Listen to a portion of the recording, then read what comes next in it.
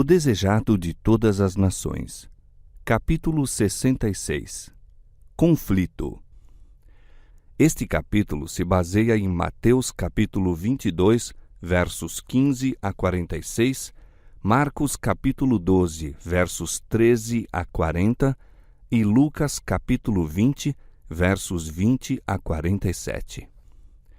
Os sacerdotes e príncipes ouviram em silêncio as incisivas repreensões de Cristo. Não lhe podiam refutar as acusações, mas só ficaram ainda mais decididos a armar-lhe ciladas. E com esse desígnio, enviaram-lhe espias que se fingissem justos para o apanharem na alguma palavra e o entregarem à jurisdição e poder do presidente. Não mandaram os velhos fariseus, a quem Jesus encontrara muitas vezes, mas jovens que eram ardentes e zelosos e os quais, pensavam, Cristo não conhecia. Estes foram acompanhados por certos herodianos que deviam ouvir as palavras de Cristo a fim de poderem testificar contra ele em julgamento. Os fariseus e os herodianos haviam sido acérrimos inimigos, mas estavam agora unidos na inimizade para com Cristo. Os fariseus sempre se tinham sentido irritados sob a exação do tributo por parte dos romanos. Sustentavam que o pagamento do tributo era contrário à lei divina. Viram então ensejo de armar uma cilada a Jesus.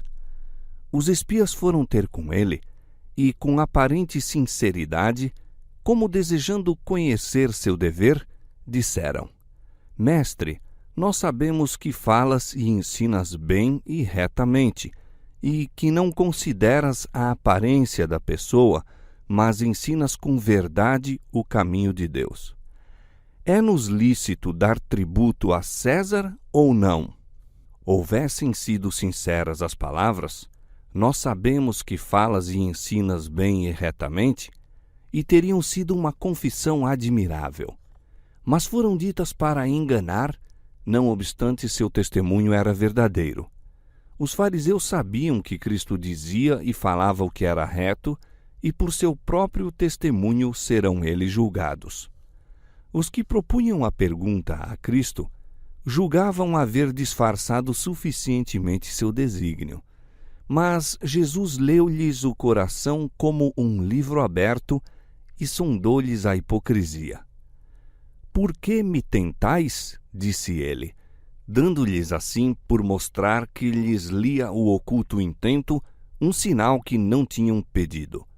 Mais confusos ainda ficaram quando acrescentou: Mostrai-me uma moeda. Trouxeram-lhe e ele lhes perguntou: De quem tem a imagem e a inscrição? E respondendo eles, disseram: De César. Apontando a inscrição na moeda, disse Jesus: Dai, pois, a César o que é de César e a Deus o que é de Deus. Os espias haviam esperado que Jesus respondesse diretamente à pergunta de uma ou de outra maneira. Se ele dissesse: Não é lícito dar tributo a César, seria levado às autoridades romanas e preso por incitar rebelião.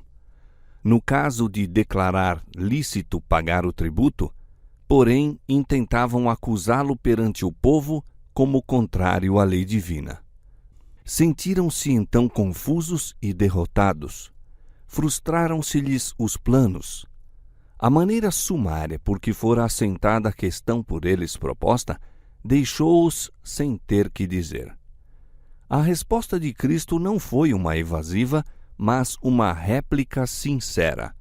Segurando a moeda romana sobre que se achavam inscritos o nome e a imagem de César, declarou que, uma vez que estavam vivendo sob a proteção do poder romano, deviam prestar àquele poder o apoio que lhes exigia, enquanto isso não estivesse em oposição a um mais elevado dever.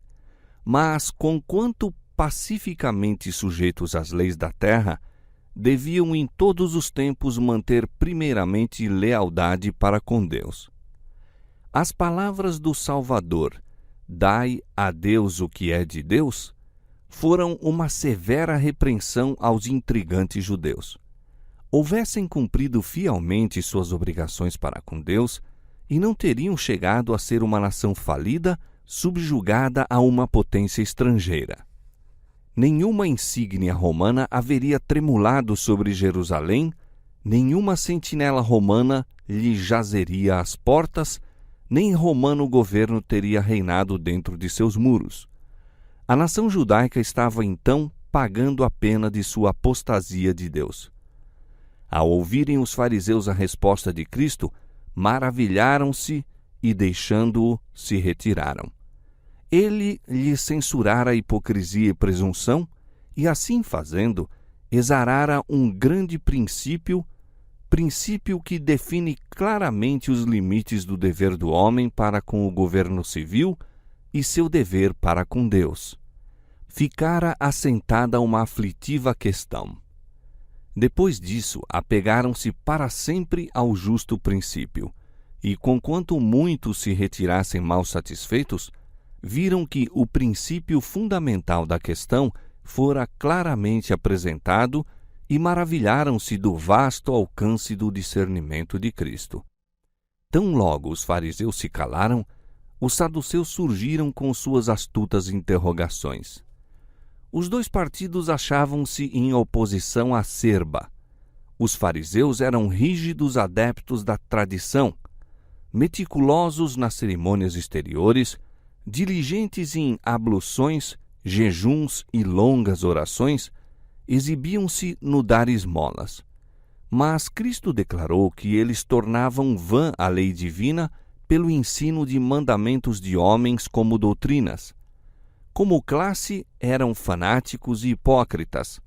Havia, no entanto, entre eles, pessoas de genuína piedade que aceitaram os ensinos de Cristo e se tornaram discípulos seus. Os saduceus rejeitavam as tradições dos fariseus, professavam crer a maior parte das Escrituras e considerá-las como regra de conduta. Eram, por assim dizer, céticos e materialistas. Os saduceus negavam a existência dos anjos, a ressurreição dos mortos e a doutrina da vida futura com suas recompensas e castigos. Em tudo isso, diferiam dos fariseus. A ressurreição, especialmente, constituía assunto de debates entre esses dois partidos. Os fariseus haviam sido firmes adeptos da ressurreição, mas nessas discussões, seus pontos de vista a respeito da vida futura tornaram-se confusos. A morte viera a ser para eles inexplicável mistério. Sua incapacidade para enfrentar os argumentos dos saduceus dava lugar a contínua irritação. Das discussões entre as duas facções resultavam de ordinário zangadas disputas, deixando-os mais distanciados que antes. Os saduceus ficavam, em número, muito abaixo de seus oponentes e não mantinham tão forte domínio sobre o povo comum, mas muitos deles eram ricos e possuíam a influência proporcionada pela fortuna. Em suas fileiras achavam-se incluídos os sacerdotes na sua maior parte, e dentre eles era em geral escolhido o sumo sacerdote.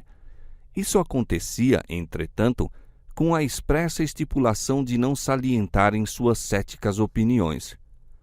Em razão do número e da popularidade dos fariseus, era necessário aos saduceus condescender exteriormente com suas doutrinas ao exercerem qualquer ofício sacerdotal. Mas o próprio fato de serem elegíveis para esses cargos emprestava força a seus erros. Os saduceus rejeitaram os ensinos de Jesus. Ele era animado por um espírito que não queriam reconhecer tal como se manifestava, e seus ensinos quanto a Deus e a vida futura contradiziam-lhes as teorias. Acreditavam em Deus como o único ser superior ao homem, mas argumentavam que uma providência que tudo rege e uma previsão divina privariam o homem da liberdade moral, degradando-o à posição de um escravo. Era a crença deles que, criando o homem, Deus o deixara livre para dirigir sua própria vida e moldar os acontecimentos do mundo, que o destino deles estava em suas próprias mãos. Negavam que o Espírito de Deus opera por meio dos esforços humanos ou de meios naturais. Todavia, mantinham ainda a opinião de que, pelo devido emprego das faculdades naturais, podia o homem elevar-se e esclarecer-se, que por meio de rigorosas e austeras exações, sua vida se podia purificar. Suas ideias de Deus moldavam-lhes o caráter. Como, segundo seu ponto de vista, ele não se interessava no homem, tinham pouca consideração uns para com os outros, pouca também era a união entre eles. Recusando-se a aceitar a influência do Espírito Santo sobre a conduta humana, faltava-lhes na vida seu poder. Como o restante dos judeus, vangloriavam-se muito de seu direito de nascimento como filhos de Abraão e de sua estrita aderência às reivindicações da lei, mas do verdadeiro espírito da lei, da fé e da benevolência de Abraão, eram destituídos. Suas simpatias naturais estavam encerradas num estreito âmbito. Acreditavam possível a todo homem adquirir os confortos e bênçãos da vida, e o coração não se lhes comovia diante das necessidades e sofrimentos dos outros. Viviam para si mesmos. Por suas palavras e ações, testificava Cristo de um poder divino que produz resultados sobrenaturais, de uma vida futura além do presente, de Deus como Pai dos filhos dos homens, sempre cuidadoso por seus interesses reais. Revelava a operação do poder divino uma beneficência e compaixão que repreendiam a exclusividade egoísta dos saduceus. Ensinava que, tanto para o bem temporal do homem como para o eterno, Deus opera no coração pelo Espírito Santo. Mostrava o erro de confiar no poder humano para aquela transformação de caráter que só pode ser operada pelo Espírito de Deus. Esse ensino estavam os saduceus dispostos a desacreditar. Procurando entrar em debate com Jesus, estavam confiantes de lhe prejudicar o crédito, ainda que não pudessem conseguir sua condenação. Foi a ressurreição o assunto sobre que preferiram interrogá-lo. Concordasse Jesus com eles, e isso daria ainda mais motivo de escândalo aos fariseus. Diferisse ele, e ridicularizar-lhe-iam os ensinos. Os saduceus arrazoavam que, se o corpo havia de compor-se, em seu estado imortal, das mesmas partículas de matéria que no estado mortal, então, ao ressuscitar, devia possuir carne e sangue e reencetar no mundo eterno a vida interrompida aqui na terra. Nesse caso, concluíam, as relações terrenas continuariam, marido e mulher estariam juntos, realizar-se-iam casamentos e todas as coisas prosseguiriam da mesma maneira que antes da morte, sendo as fraquezas e paixões desta vida perpetuadas na vida por vir. Em resposta às suas perguntas, Jesus ergueu o véu da vida futura. Na ressurreição, disse ele, nem casam nem são dados em casamento, mas serão como os anjos de Deus no céu. Mostrou que os saduceus estavam errados em sua crença. Eram falsas suas premissas. Errais, acrescentou, não conhecendo as Escrituras nem o poder de Deus. Não os acusou, como fizera aos fariseus, de hipocrisia, mas de erro de crença. Os saduceus haviam lisonjeado de seguirem as Escrituras mais estritamente que todos os outros homens. Mas Jesus mostrou que não lhe haviam compreendido o verdadeiro sentido. Esse conhecimento devia penetrar na alma mediante a iluminação do Espírito Santo. Sua ignorância das Escrituras e do poder de Deus declarou ele ser a causa da confusão de sua fé e das trevas de sua mente. Estavam procurando pôr os mistérios de Deus no âmbito de seu limitado raciocínio. Cristo os chamou a abrir a mente às sagradas verdades que dilatariam e robusteceriam o entendimento. Milhares de criaturas se tornam incrédulas porque sua mente finita não pode compreender os mistérios divinos.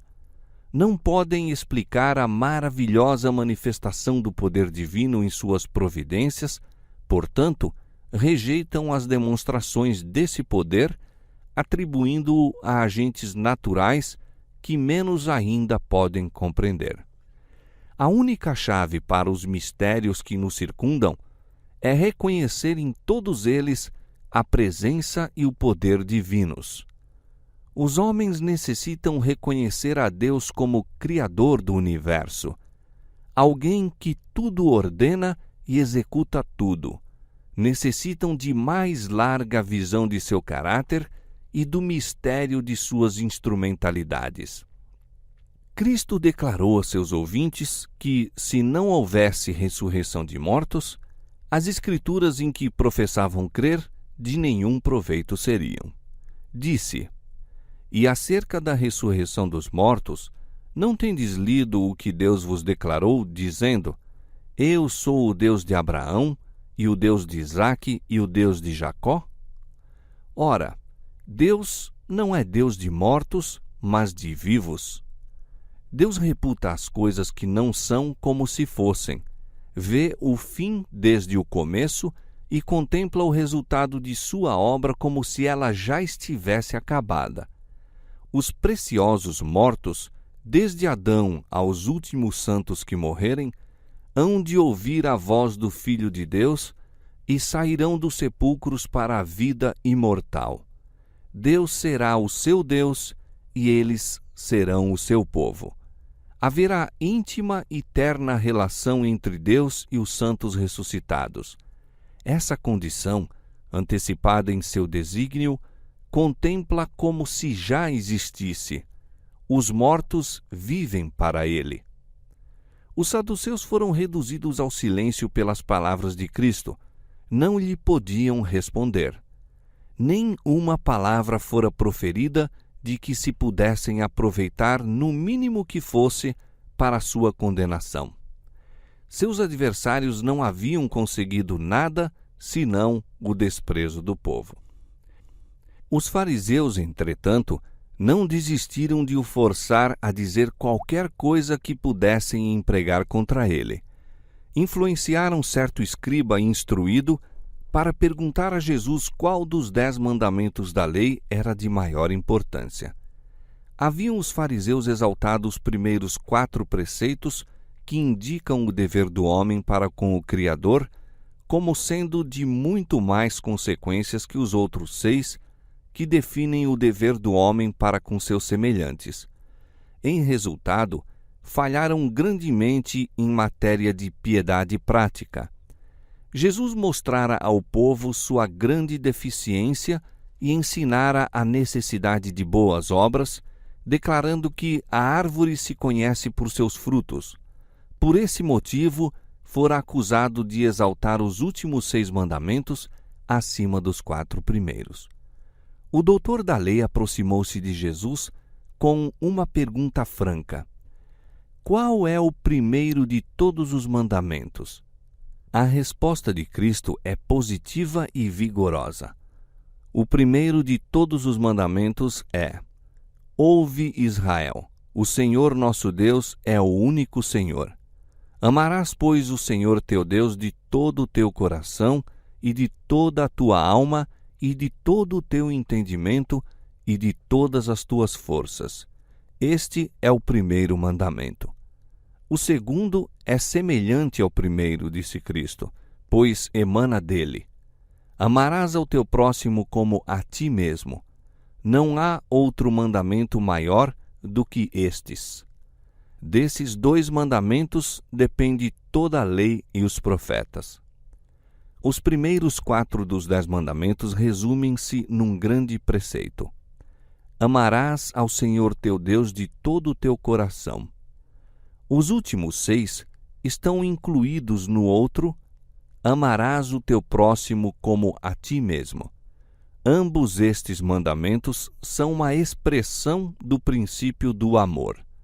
Não se pode guardar o primeiro e violar o segundo, nem se pode observar o segundo enquanto se transgride o primeiro. Quando Deus ocupa o lugar que lhe é devido no trono do coração, será dado ao próximo o lugar que lhe pertence. Amá-lo-emos como a nós mesmos.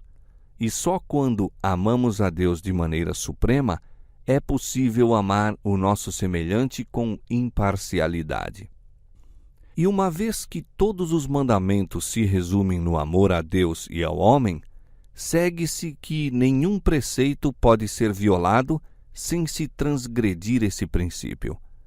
Assim ensinou Cristo a seus ouvintes que a lei divina não se constitui de muitos preceitos separados, alguns dos quais são de grande importância, ao passo que outros são menos importantes, podendo ser impunemente passados por alto. Nosso Senhor apresenta os primeiros 4 e os últimos 6 mandamentos como um todo divino e ensina que o amor a Deus se revelará pela obediência a todos os seus mandamentos. O escriba que interrogara Jesus era bem versado na lei e admirou-se de suas palavras. Não esperava que ele manifestasse tão profundo e completo conhecimento das Escrituras. Obtivera uma visão mais ampla dos princípios básicos dos sagrados preceitos. Em presença dos sacerdotes e principais congregados, reconheceu sinceramente haver Cristo dado à lei a justa interpretação, dizendo: Muito bem, mestre, e com verdade disseste que há um só Deus e que não há outro além dele, e que amá-lo de todo o coração e de todo o entendimento e de toda a alma e de todas as forças, e amar o próximo como a si mesmo, é mais do que todos os holocaustos e sacrifícios. A sabedoria da resposta de Cristo convencera o escriba. Sabia consistir a religião judaica mais em cerimônias exteriores que em piedade interior. Sentia, de certo modo, a inutilidade de ofertas meramente cerimoniais e do derramamento de sangue para expiação do pecado quando destituído de fé. Amor e obediência para com Deus e desinteressada consideração para com o homem pareciam-lhe de mais valor que todos esses ritos. A prontidão desse homem para reconhecer a exatidão do raciocínio de Cristo e sua decidida e imediata resposta perante o povo manifestavam um espírito inteiramente diferente dos sacerdotes e príncipes. O coração de Jesus moveu-se de piedade para com o sincero escriba que ousara enfrentar os sobressenhos dos sacerdotes e as ameaças dos príncipes para declarar as convicções de seu coração. E Jesus, vendo que havia respondido sabiamente, disse-lhe: Não estás longe do reino de Deus. O escriba estava próximo do reino de Deus porque reconhecia que atos de justiça lhe são mais aceitáveis do que holocaustos e sacrifícios. Mas devia reconhecer o divino caráter de Cristo e, mediante a fé nele, receber o poder para realizar as obras de justiça. O serviço ritual não era de nenhum valor a menos que fosse ligado a Cristo por uma fé viva. Mesmo a lei moral falha em seu desígnio, a menos que seja entendida em sua relação para com o Salvador. Cristo mostrara repetidamente que a lei de seu Pai encerrava alguma coisa mais profunda que simples dogmáticos mandamentos. Achava-se encarnado na lei o mesmo princípio revelado no Evangelho. A lei indica o dever do homem e mostra-lhe sua culpa. A Cristo deve ele olhar em busca de perdão e poder para cumprir o que a lei ordena. Os fariseus haviam se reunido mais próximo de Jesus ao responder à indagação do escriba. Voltando-se então, dirigiu-lhes ele uma pergunta: Que pensais vós de Cristo? De quem é filho? Essa interrogação destinava-se a provar sua crença no Messias, mostrar se o consideravam simplesmente um homem ou filho de Deus. Um coro de vozes respondeu: de Davi. Era esse o título que a profecia dera ao Messias. Ao revelar Jesus sua divindade mediante os poderosos milagres que operava, curando os doentes e ressuscitando os mortos, o povo indagava entre si: não é este o filho de Davi? A mulher Ciro-fenícia, o cego Bartimeu e muitos outros a ele haviam clamado por socorro: Senhor, filho de Davi, tem misericórdia de mim. Quando cavalgava para entrar em Jerusalém, fora saudado com a jubilosa aclamação: Hosana ao filho de Davi, bendito o que vem em nome do Senhor. E as criancinhas, no templo, fizeram ecoar naquele dia o alegre tributo. Mas muitos dos que chamavam Jesus filho de Davi não reconheciam sua divindade. Não compreendiam que o filho de Davi era também o filho de Deus. Em resposta à declaração de que Cristo era o filho de Davi, disse Jesus: como é então que Davi, em espírito, o espírito de inspiração de Deus, lhe chama Senhor, dizendo: disse o Senhor ao meu Senhor: assenta-te à minha direita até que eu ponha os teus inimigos por escabelo de teus pés. Se Davi, pois, lhe chama Senhor, como é seu filho? E ninguém podia responder-lhe uma palavra, nem desde aquele dia ousou mais alguém interrogá-lo.